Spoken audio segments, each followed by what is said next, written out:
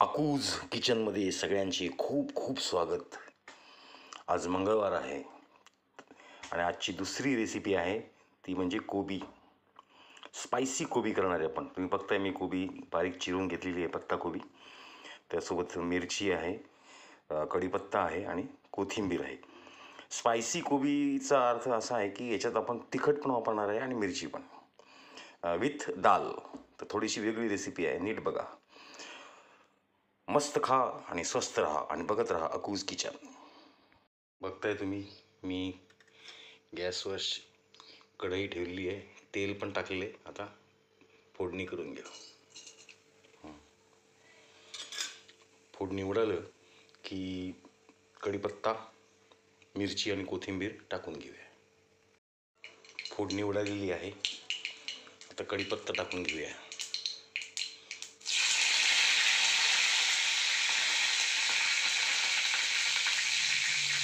मिरची. ह्याला स्पायसी का म्हणलेलं आहे आता तुमच्या लक्षात आलं असेल, कारण की याच्यात मिरची पण भरपूर आहे आणि मी थोडं तिखट पण टाकणार आहे. बघत राहा अकूज किचन. हलवून घेऊया सगळं आणि आता कोबी याच्यात ॲड करून घेऊ आपण.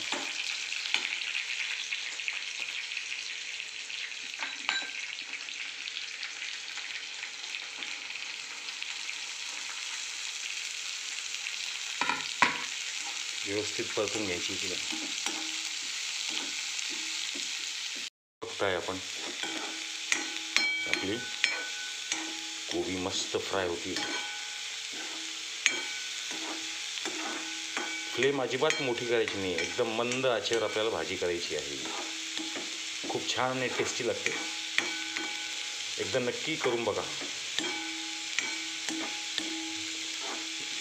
स्पायसी आहे, थोडी तिखट आहे, पण खायला खूप मजा येते. या भाजीमध्ये पाणी टाकायची काहीच गरज नाही, कारण की ऑलरेडी त्या पत्ताकोबीमध्ये भरपूर प्रमाणात पाणी असतं आणि फ्राय करताना ते लगेच रिलीज होतं. दिसतंय आपल्याला दूध बघा. चांगली मस्त फ्राय होती ही भाजी. होऊ द्या निवांत, काही गडबड नाही आपल्याला.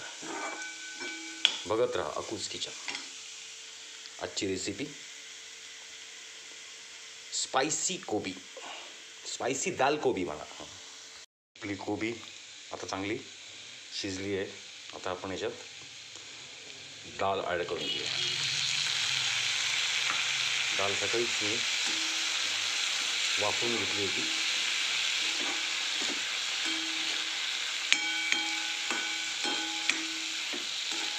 आता आपण बाकीचे मसाले याच्यात ॲड करून घेऊया. हळद,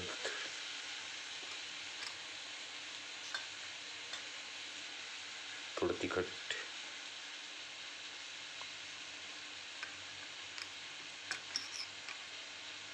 किंचित मसाला, जास्त नाही. मीठ आपण थोड्या वेळाने टाकू.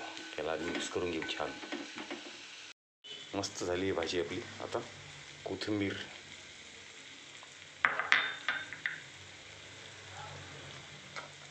आणि मीठ आता याला व्यवस्थित मिक्स करून घ्यायचं आहे. झाले मग आपली स्पायसी दाल कोबी. बघत राहा अकूज किचन. फ्रेंड्स, फायनली आपली स्पायसी कोबी ready to eat. Look friends, finally आपली आजची झणझणीत रेसिपी स्पायसी दाल कोबी इज रेडी टू ईट. बघा मी बाउलमध्ये काढून घेतलेली आहे गरमागरम. या लगेच या, आपण मिळून त्याचा आस्वाद घेऊया.